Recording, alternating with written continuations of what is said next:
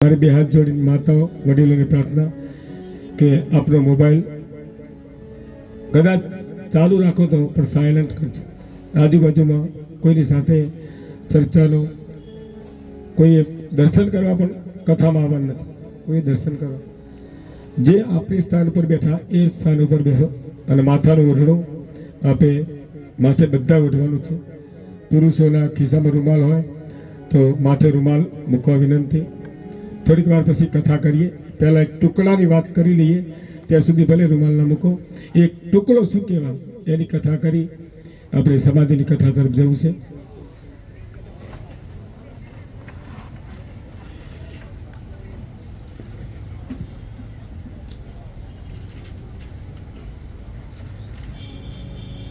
એક અન્નદાનનો મહિમા, કાલે ભોજન છે એની થોડીક કથા કરી દઈએ કે ટુકડો ખવડાવવાથી શું થાય, પછી સમાધિની કથા તરફ જઈએ. ઘણું બધું કહેવાનું બાકી રહી ગયું, પણ પરમાત્માની કૃપા થશે તો ફરીથી આપણે આવા બેસણા કરીશું. અન્નદાનનો મહિમા, એક ગોવાળ જંગલની માલિપા ગાયો ચરાવે. ગાયો ચરાવે અને શ્રી કૃષ્ણ ગોવિંદ હરે મુરારી હે નાથ નારાયણ ધણવાસુદેવ ગાયો ચરાવતા જાય અને પરમાત્માનું ભજન કરતા જાય. પરમાત્માનું ભજન કરે. ભગવાનની ધૂમ છે. પાણીની પરબ બનાવી લોકોને પાણી પીવડાવે. પાણી પીવડાવતા જાય અને રામ રામ બોલે, કૃષ્ણ કૃષ્ણ બોલે, રામ રામ બોલે, કૃષ્ણ કૃષ્ણ બોલે. આનંદ થાય. લોકો પાણી પીવે અને હે રામ હે કૃષ્ણ, હે રામ હે કૃષ્ણ બોલે.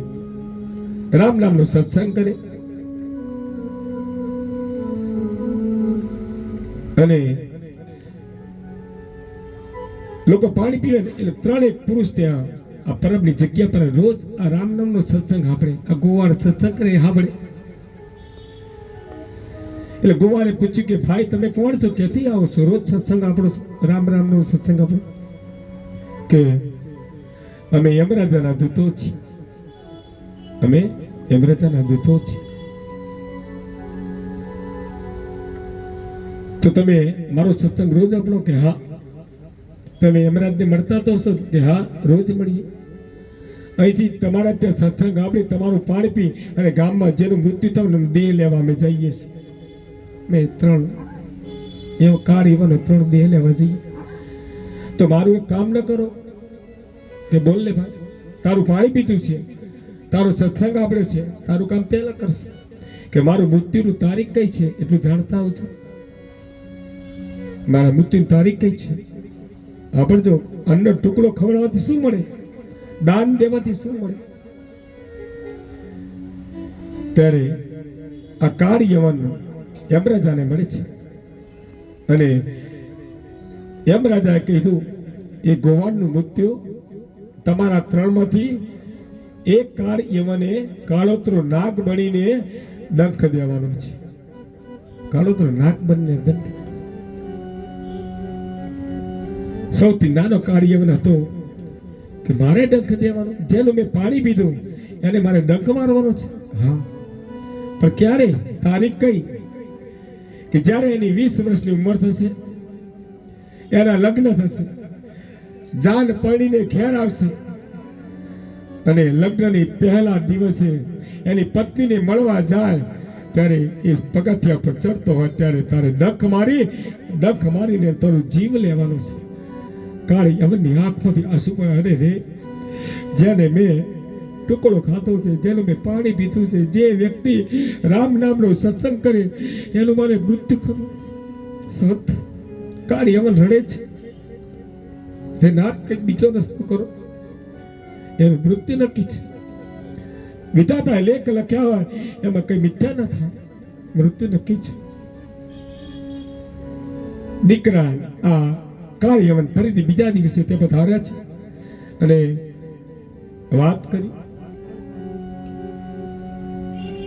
હે ગોવાળ, તારા લગ્ન થાય ને, જાન પડીને ઘેર આવે અને પછી તારું મૃત્યુ નક્કી છે અને મારે તને ડંખ મારવાનો છે.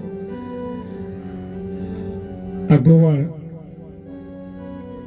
18 વર્ષની ઉંમર થઈ, 19 વર્ષની થઈ, 20 વર્ષની ઉંમર થઈ 20 વર્ષની ઉંમરથી માતા પિતા ચિંતા કરવા લાગ્યા મારા દીકરાને પરણાવો છે. હક પણ જોવાનું નક્કી કર્યું, તૈયાર કરી, પણ ગોવાળ પરણવા ના પડે કે મારી મા દીકરા વગરની થશે અને જે પડીને ઘેર લાવીશ એ પત્ની વિધવા બનશે, મારે લગ્ન નથી કરવા, મારે લગ્ન નથી કરવા. ગોવાળ દુખી છે. એના બાપની વાત કરી, એમને કીધું કે મારું મૃત્યુ થવાનું છે, પણ એની માને કીધું કે માં મારે લગ્ન નથી કરવું, મારે આજીવન કુંવારા રહેવું છે. હું લગ્ન કરું તો મને કાળોતરો કાઢે તો મારું મૃત્યુ થાય, અને કોઈકની જિંદગી બગાડી મારે શું કરવાનું? ભલે મારું મૃત્યુ થાય, ભગવાનના ધામમાં ભલે જવું પડે, પણ કોઈક મારી પત્ની મને વિધવા થશે, એની બિચારીની જિંદગી બગડશે. ગોવાળ આવી ચિંતા કરે, ગોવાળ ચિંતા કરે છે. સદા મા એ માં છે. માએ કીધું દીકરા તું લગ્ન નહીં કરે ને તો મરી જઈશ.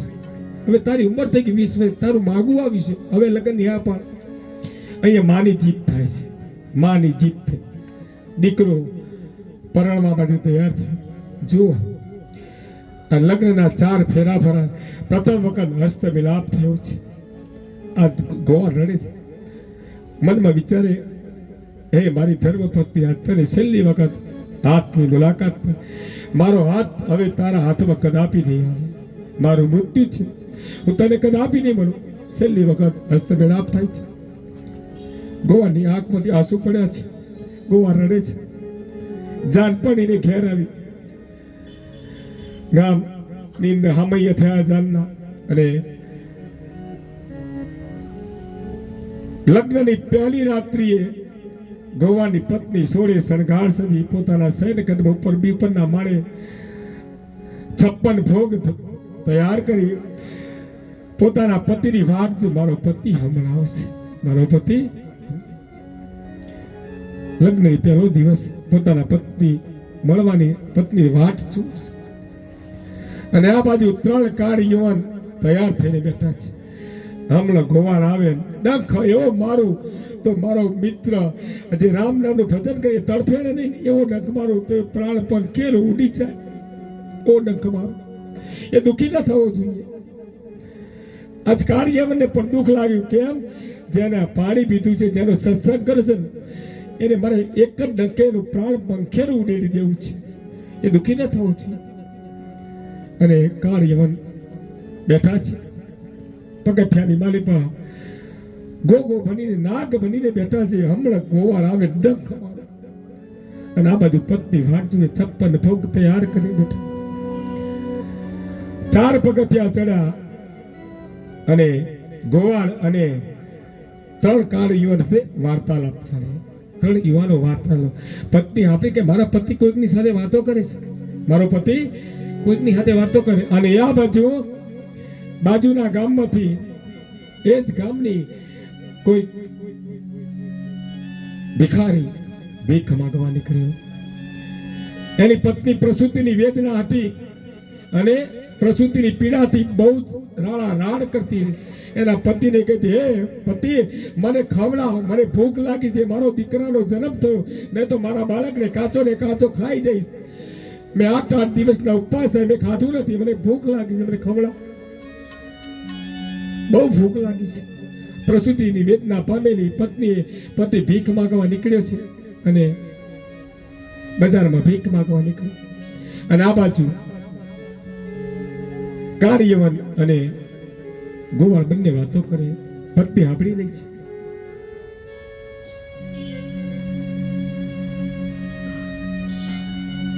કાર્યવન નાગ બનીને આવ્યો, એક ડંખ મારે, બીજો મારે, પણ ગોવાળને કઈ થતું નથી. ગોવાળને વારંવાર ડંખ મારવા છતાં ગોવાળને કઈ ન થયું. ગોવાળ સજીવન, ગોવાળને કઈ ન થયું.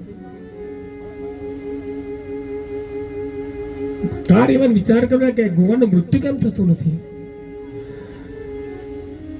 અને પાછળના સીડીના જે પાછળના ભાગે તે ભિખારી ભીખ માંગવા આવેલો, અને આ પત્ની ગોવાની પત્નીને ખબર પડી કે મારા પતિનું મૃત્યુ નક્કી થઈ છે, મારા પતિનું મૃત્યુ છે.